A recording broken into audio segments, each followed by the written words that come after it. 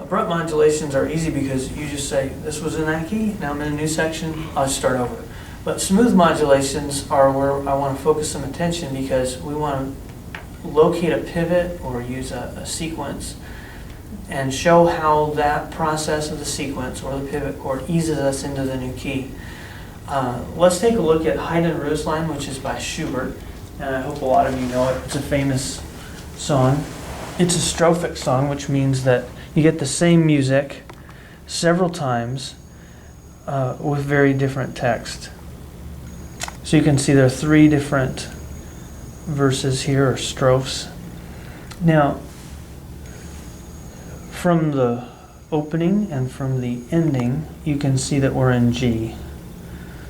There's a little postlude here in the piano, getting us to, just bringing us back really to G. The cadence, the real closure comes right here, 5-1. Now we're after modulation, so guess what? Yes, this does modulate. There's a big cadence right here, emphasized by the fermatas, that's in another key. And the way I recognize that quickly is I look for the 5-1 motion, 7-1 in the top. Bass lines tell you a lot about what's going on, especially at cadences. Okay, so this is 5-7-1 in 5. It's in D. Our main key is G, so this is a PAC in 5. I always write, if I'm in a new key, I always write what key I'm dealing with. If I just see PAC, I'm going to assume an arrival on G, the key of the work as a whole. But this lets me know we're in a new key. That's important. An important heads up. Okay, let's take a look at the beginning here. Lots of diatonic chords. I'm looking for accidentals. Oh, here's an accidental.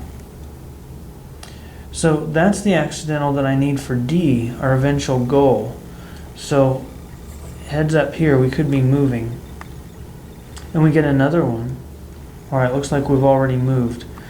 Okay, as a general principle, I'm going to say, I want to know where I'm going, number 1.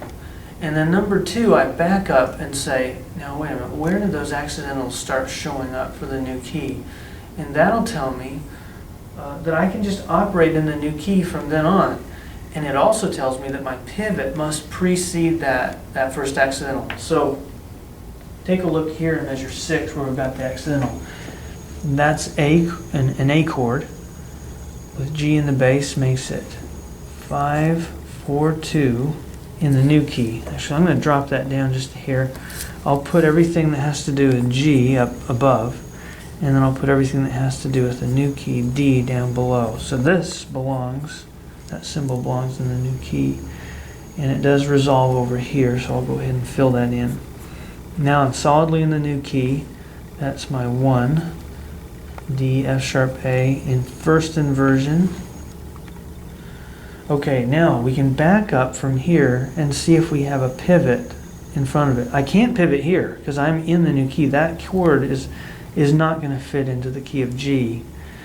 Okay, so how about this one right before it? Well, that's G major. That's 1 in G. What is it in D though? Imagine your D and you realize, oh, that's scale degree 4. That's a 4 chord. You can use this symbol, which I like to use, or you can box it like so. That just says that's 1 chord. It's got 2 interpretations, but it's one thing. Now notice that our principle holds true here. The pivot chord is a predominant in the new key of D major.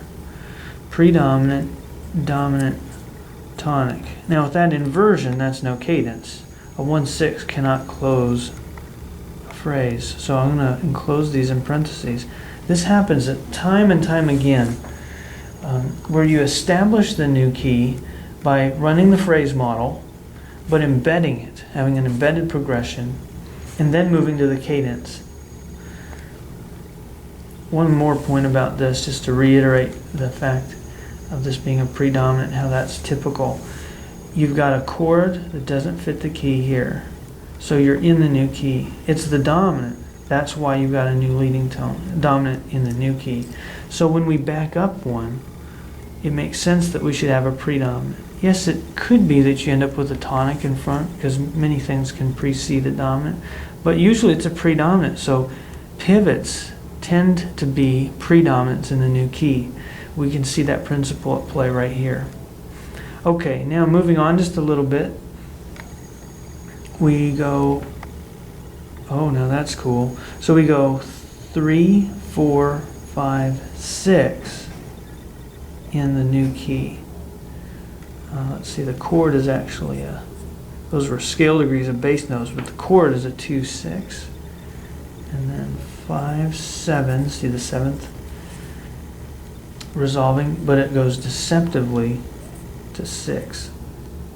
This is all in the new key. So this again is embedded. There's the predominant, there's the dominant, here's the tonic substitute. Whoops, that can't end anything.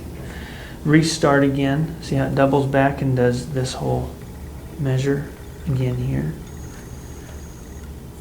The 1, 6 and the 2, 6 happen once again. And then, just like before, we're reiterating chords, but now we're going to get it right. Instead of going to 6 and veering off and evading the cadence, we get the 1 chord and we get closure in the new key.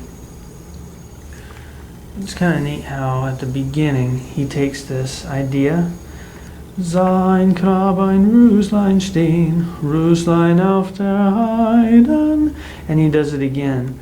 New words, da da da da da da da da da, is how it used to go. Da da da da da da is how it goes now. He's raised this note, and that's what pushes you into the new key. But look how he's modeled it. He's modeled this after that, and then concludes in the new key here. Okay, let me just fill in a few more details. This is a 2, 4, 2.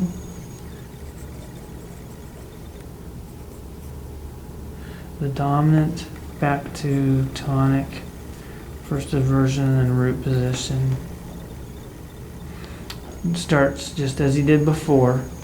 Instead of a 2, 4, 2, he creates a 5, 4, 2 of 5, and then we realize, oh, we're in the new key, and we back up and reinterpret. So this phrase here is very much modeled after this, but instead of making it 1, 2, 3, 4 plus 1, 2, 3, 4, he adds on extra music, 2 extra bars to revise these 2 measures. He rewrites it so that he does not go deceptively, but gets to his new tonic.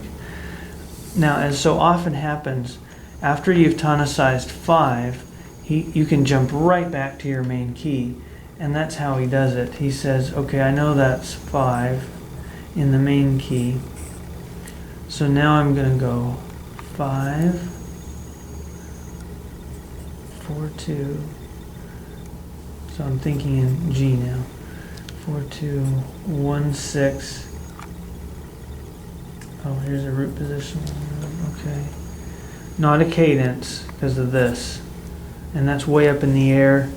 This is you can call it a caesura, a weight, a break, but it's no cadence. And then predominant, it's like 4, 5.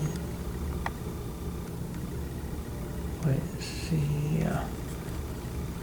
Inverted, 5. With some cadential 6/4. See the suspension? There's our 4/3, and there's our 7th coming in and resolving. There's our PAC at the end. Okay, so in the first case, right here, this pivot, we ease into the new key. Here, it's true we can view this as a pivot of sorts, but you often, right after this, just snap right back to your main key. And so pivot is not vital in getting back again. It's easy to turn a 5 that has been tonicized back into a 5 by just adding the chordal 7th. Notice that the C sharp here is now changed to a C natural here, and we're right back in G. Okay, so there's a good example of modulation by pivot chord.